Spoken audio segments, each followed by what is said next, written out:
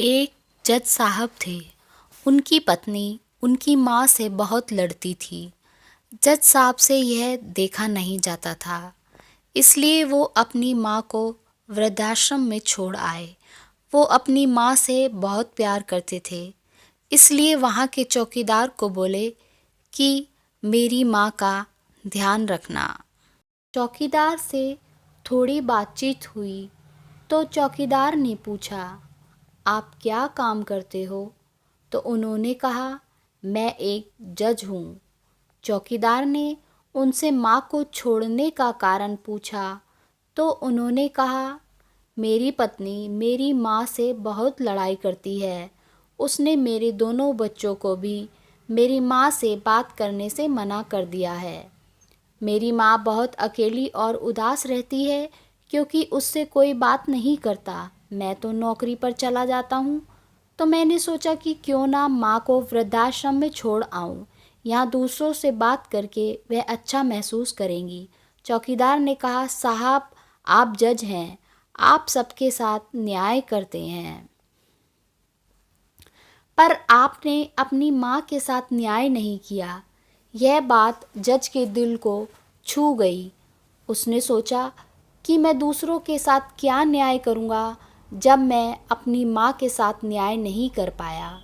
फिर जज साहब अपने घर गए। उनके घर में उनकी पत्नी और दोनों बच्चे खाने पर उनका इंतज़ार कर रहे थे। उन्होंने उन तीनों को एक एक लिफाफा पकड़ाया। पत्नी के लिफाफे में लिखा था कि मैं तुम्हें तलाक दे रहा हूँ।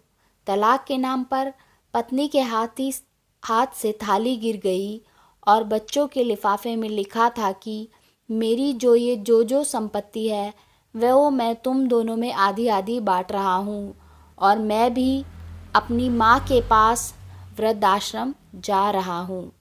बच्चे छोटे ही थे। बच्चे बोले, पापा हमें कुछ नहीं चाहिए, बस आप ही चाहिए। आपके बिना हम संपत्ति का क्या करेंगे? जज साहब बोले, नहीं, मैं तो अपनी माँ के पास वृद्धाश्रम में ही रहकर अपनी माँ की सेवा करूँगा। उन्होंने अपनी पत्नी से कहा, मेरी माँ ने मुझे जज बनाने के लिए कितनी तकलीफ़ें झेली होंगी और अब तुम भी इंतज़ार करना वृद्धाश्रम जाने का, जब तुम्हारा बेटा तुम्हें वृद्धाश्रम छोड़कर आएगा। यह कहकर वह अपनी माँ के पास वृद्धाश्रम चले गए। वहाँ उन्होंने देखा कि माँ अपने पूरे परिवार की तस्वीर पकड़कर रोती हुई सोई थी। उन्होंने अपनी माँ को जगाया। माँ उन्हें देखकर बहुत खुश हुई।